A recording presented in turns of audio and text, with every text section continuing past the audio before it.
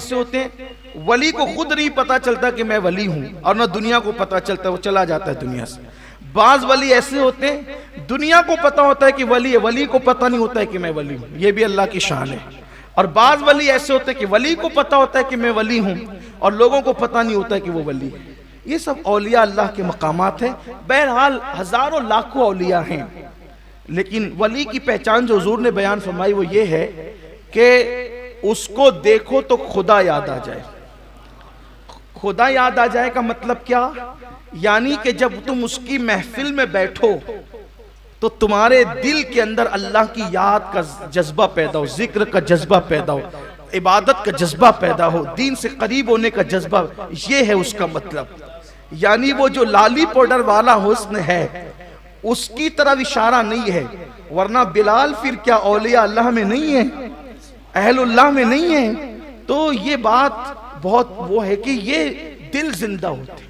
ولی کسی محفل میں قدم رکھ دے تو محفل کا رنگ بدل جائے، اس کی روحانیت، اسے لوگ نہ بھی دیکھیں تو محفل کا رنگ بدل جاتا ہے۔ جیسے کچھ محفلیں ایسی ہوتی ہیں کہ کچھ محفلوں کے اندر ہوتے وہی لوگ ہیں لیکن ایسا لگتا ہے یار آج کچھ الگ کیف تھا، تو کوئی الگ آ گیا تھا اس لیے وہ الگ کیف تھا۔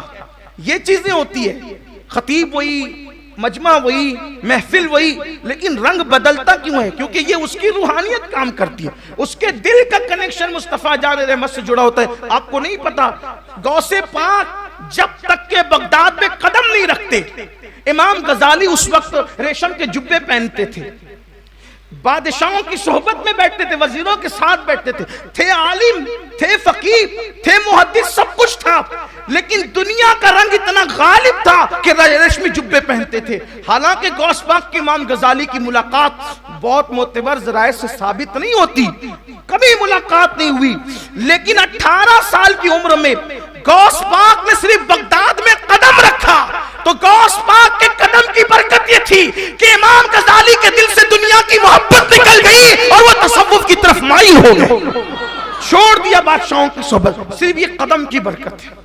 یہ قدم، میں اسی لیے تو لوگوں سے کہتا ہوں کہ جس غوث پاک کے قدم کی یہ برکت ہو کہ بغداد میں قدم رکھ دیں تو ماحول بدل جائے، جس کے قدم کا یہ حال ہو اس کے قلم چلتا ہوگا تو قلم کا حال کیا ہوگا، اس کی زبان چلتی ہوگی تو زبان کا کیا۔